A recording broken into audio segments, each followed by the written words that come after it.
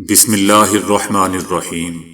السلام علیکم دوستو، دنیا بھر کی خبروں میں آج آپ سنیں گے، لیکن اس سے پہلے اگر ہو سکے تو لائک اور سبسکرائب کا بٹن ضرور دبا لیں۔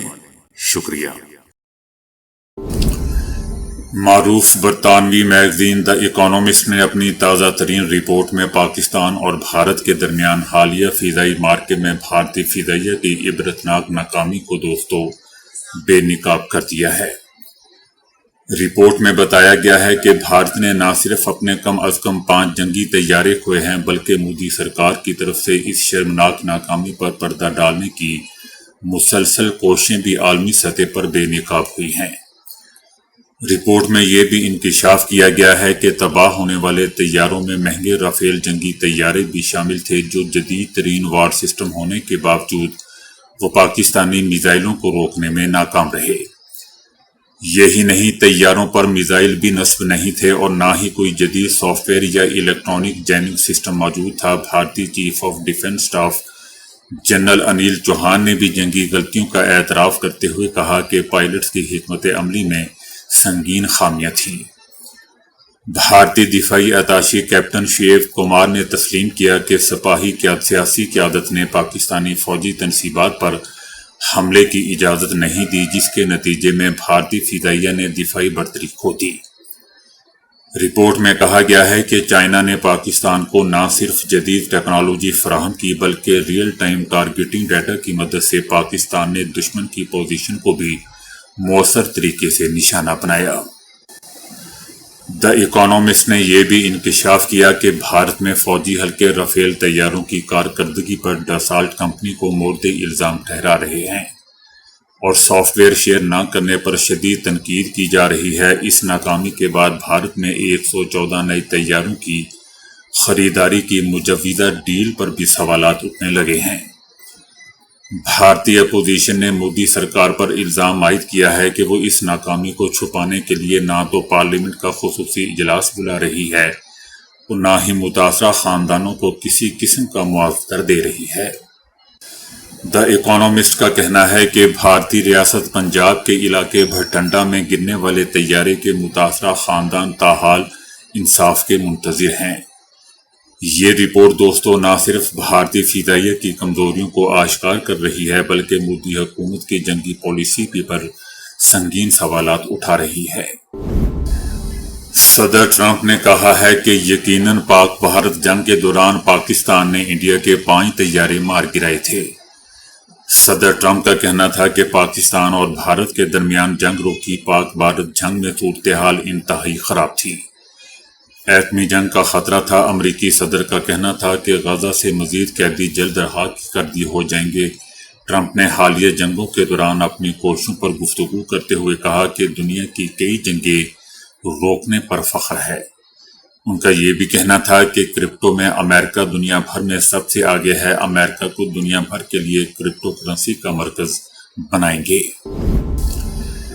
حماس نے اپنے تازہ ترین بیان میں دوستو کہا ہے کہ دشمن نے اس جنگ کا آغاز کر کے فلسطینی شہریوں اور بچوں کے خلاف اپنے غصے کا اظہار کیا تاکہ ظلم اور مجرم گینگ ہمارے شہروں کو منظم طریقے سے تباہ کر سکے۔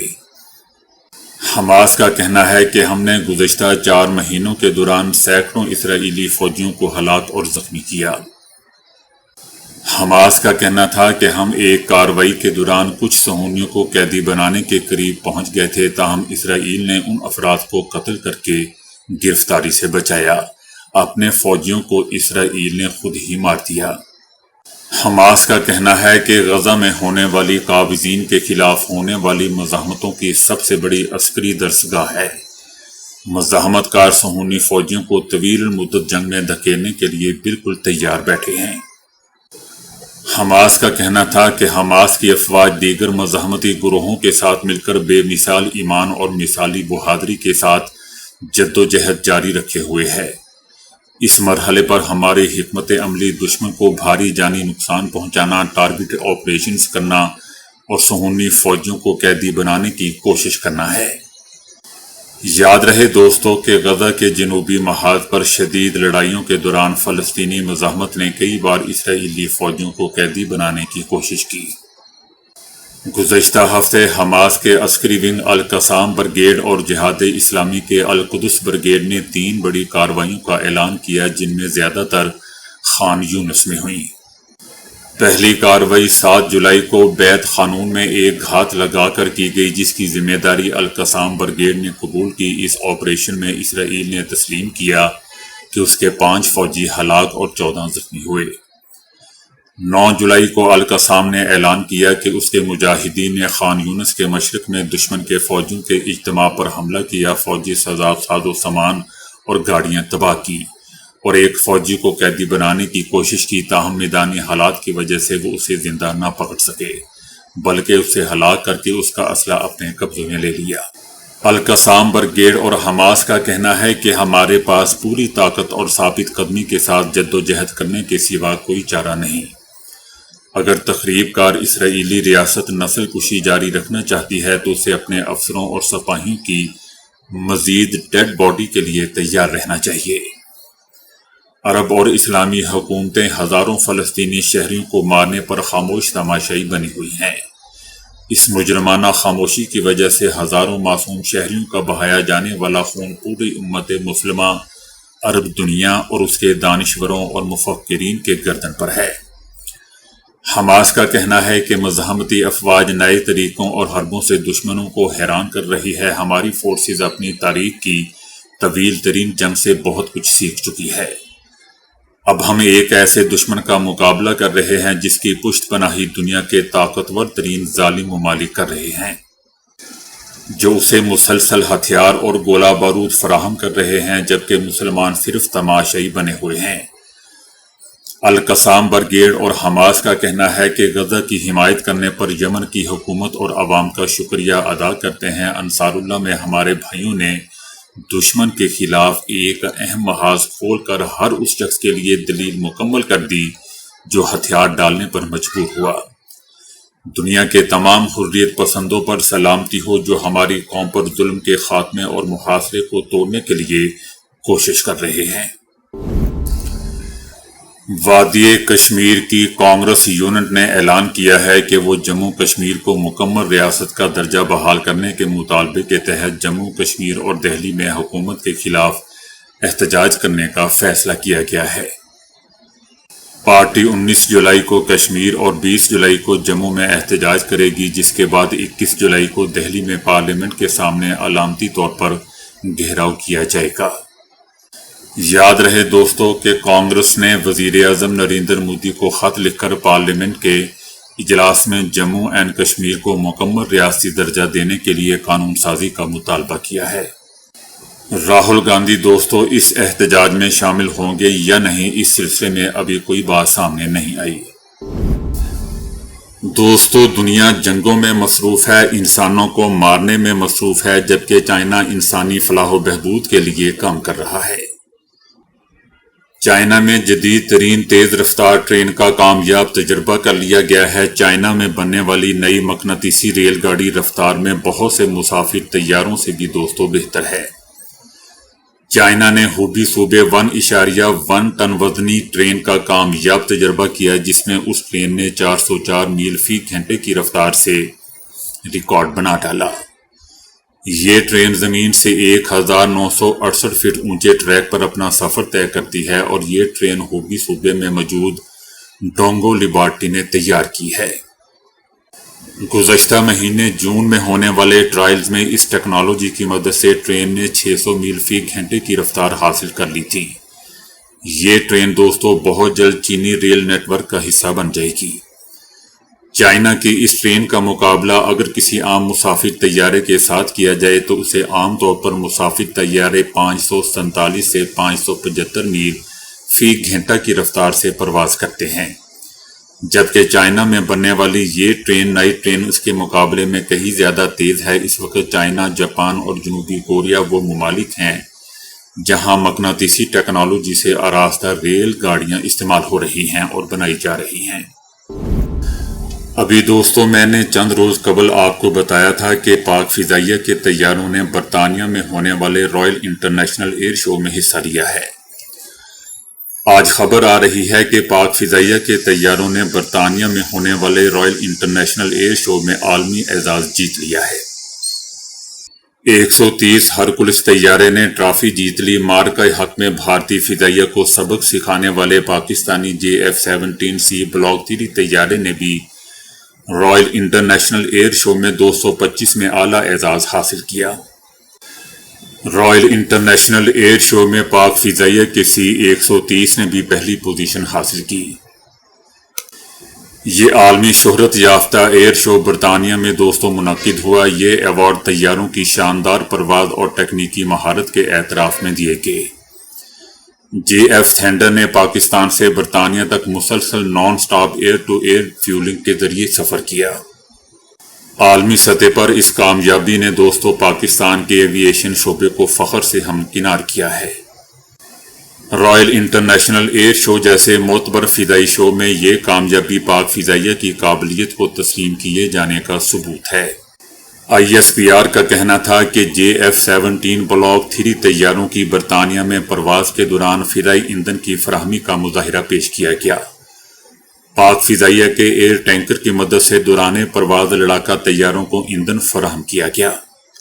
ISPR کا کہنا تھا کہ دوران پرواز ایندھن بھرنے کے اس پیچیدہ آپریشن نے پاک فضائیہ کی طویل فاصلے تک مؤثر آپریشنل صلاحیتوں اور اپنی فضائی اور زمینی عملے کی ملکی سرحدوں سے پار وسیع پیمانے پر آپریشنز کی انجام دہی کی صلاحیت کا جامع ثبوت دیا۔ حالیہ پاک بھارت جنگ میں اپنی صلاحیتوں کا لوہا منوانے کے بعد برطانیہ میں ہوا بازی کے شائقین اور دفاعی مبصرین پاکستان ایئر فورس کے JF-17 تھنڈر طیاروں کی آمد کا بے تابی سے انتظار کر رہے تھے۔ اتنا شاید وہ دوستوں پاک بھارت کرکٹ میچ کا بھی انتظار نہیں کرتے۔ دوستوں ماضی میں جس طرح عمران خان اپنی 10 سالہ کپتانی میں بھارت کو ٹھوکتے رہے تھے کرکٹ میچوں میں، اسی طرح آج کل پاک آرمی بھارت کو ٹھوک رہی ہے۔ مجھے عمران خان کا وہ زمانہ یاد آ رہا ہے۔ ہم بھارت کے اندر جا کر دوستوں کرکٹ میچ کے جو 5 دنوں کا ٹیسٹ میچ ہوتا ہے وہ بھی جیت لیتے تھے اور آسانی سے جیتتے تھے۔ کلکتہ جیسے اسٹیڈیم میں آخری دنوں میں سناٹا چھایا ہوتا تھا۔ ہم انڈیا میں ٹیسٹ میچ تو جیتتے ہی تھے، ون ڈے میچز میں بھی ہم 5-0 سے انڈیا کو ہراتے تھے۔ مجھے سلیم ملک کا میچ آج بھی یاد ہے جس میں ایک ہاتھ پہ چوٹ لگ گئی تھی تو اس نے ایک ہاتھ سے بیٹنگ کی تھی۔ عمران خان دوستوں کھلاڑیوں کو لڑانا کھلانا جانتا تھا۔ جس نے کرکٹ میں دوستوں عمران خان کا 10 سالہ کرکٹ کا دور نہیں دیکھا، کپتانی 10 سالہ کپتانی کا دور نہیں دیکھا، اس نے کرکٹ میں کچھ نہیں دیکھا۔ میں پاکستانی تماشائیوں کی بات کر رہا ہوں۔ جب کبھی ہمارے زمبابوے یا اس طرح کے سری لنکا جیسے ملکوں سے میچ ہوا کرتے تھے تو عمران خان کپتانی چھوڑ دیا کرتا تھا، جاوید میاں کپتان ہوتا تھا۔ جب ویسٹ انڈیز یا آسٹریلیا، ویسٹ انڈیز دوستوں ان دنوں کالی آندھی کے نام سے مشہور تھی۔ بھارت، آسٹریلیا، ویسٹ انڈیز یا برطانیہ کے ساتھ جب میچ ہوا کرتے تھے، ساؤتھ افریقہ، جب ان جیسے کرکٹ میں بڑے ملکوں کے ساتھ میچ ہوا کرتے تھے تو دوستوں عمران خان لیڈ کیا کرتے تھے، جبکہ چھوٹے ملکوں کے لیے جاوید میاں کو کپتانی سونپ دی جاتی تھی۔ اور خیر مجھے اچھی طرح یاد ہے کہ عمران خان کی کپتانی میں وسیم اکرم، وقار یونس یا شعیب اختر آخری 2 رنز بھی بننے نہیں دیا کرتے تھے۔ آج کل پاکستان کے کپتان جوا کھیلتے ہیں، جوا مطلب کہ لاسٹ اوور پہ سپنر کو بولنگ کے لیے بلا لیتے ہیں۔ عمران خان نے میں نے اپنی پوری زندگی میں دوستوں دیکھا ہے کہ عمران خان نے اپنی آخری اوور میں کبھی کسی سپنر کو گیند نہیں سونپی، ہمیشہ فاسٹ بولر ہی کیا کرتے تھے۔ میں نے اپنی زندگی میں دوستوں عمران خان کے چونکہ 10 سال کپتانی کے دیکھے ہیں، مجھے اپنی زندگی میں بابر جیسا نکھٹو کپتان میں نے اپنی زندگی میں کبھی نہیں دیکھا۔ انتہائی نالائق کپتان ہے، بیٹسمین اچھا ہے لیکن کیپٹن انتہائی نالائق ہے۔ بہرحال دوستوں بات کہاں سے کہاں نکل گئی۔ ISPR کا کہنا تھا کہ رائل انٹرنیشنل ایئر شو میں شرکت سے پاک فضائیہ عالمی امن اور سلامتی میں اپنا کردار ادا کرنے کے ساتھ ساتھ خود کو تکنیکی طور پر ایک ترقی یافتہ فضائی قوت کے طور پر اجاگر کرے گی۔ معروف ایوارڈ یافتہ امریکی صحافی سیموئل ہرش نے دعویٰ کیا ہے کہ امریکہ نے یوکرین کے صدر کو ممکنہ طور پر زبردستی ہٹانے کا فیصلہ کر لیا ہے۔ امریکی صحافی کا کہنا ہے کہ اگر صدر نے اقتدار نہیں چھوڑا تو انہیں زبردستی ہٹا دیا جائے گا اور غالب امکان یہی ہے کہ وہ خود مستعفی نہیں ہوں گے۔ صحافی کا یہ بھی کہنا ہے کہ یوکرین کے سابق کمانڈر ان چیف اور اس وقت برطانیہ میں یوکرین کے سفیر اس کے ممکنہ متبادل ہوں گے اور یہ تبدیلی آئندہ چند مہینوں میں عمل میں لائی جا سکتی ہے۔ دوستو، یاد رہے کہ اس جنرل زالزنی کو یوکرین میں فولادی جنرل کے نام سے جانا جاتا ہے۔ روس کے ساتھ جنگ کے آغاز میں انہوں نے یوکرینی فوج کی قیادت کی، تاہم یوکرینی صدر کے اختلافات کے بعد فروری 2024 میں انہیں برطرف کر کے جنرل الیکساندر کو آرمی چیف مقرر کر دیا گیا تھا۔ انہوں نے یوکرینی صدر پر تنقید کی تھی جس پر انہیں برطرف کر دیا گیا تھا۔ ایوارڈ یافتہ صحافی کا دوستو یہ بھی کہنا ہے کہ امریکہ اور یوکرین کے اندر کئی حلقے سمجھتے ہیں کہ روس کے صدر پوٹن کے ساتھ جنگ کی بجائے سمجھوتا کیا جانا چاہیے اور جنگ کو اب ختم ہو جانا چاہیے۔ ہرش نے دوستو یہ بھی یاد دلایا کہ یوکرینی صدر اور امریکی صدر کے درمیان اختلافات اس وقت منظر عام پر آئے تھے جب یوکرینی صدر وائٹ ہاؤس کے دورے پر تھے۔ دوران گفتگو صدر ٹرمپ نے یوکرینی صدر کی پالیسیوں پر کھلے عام تنقید کی تھی اور انہیں الیکشن کے بغیر ڈکٹیٹر قرار دیتے ہوئے کہا تھا کہ ان کی مقبولیت صرف 4% رہ گئی ہے۔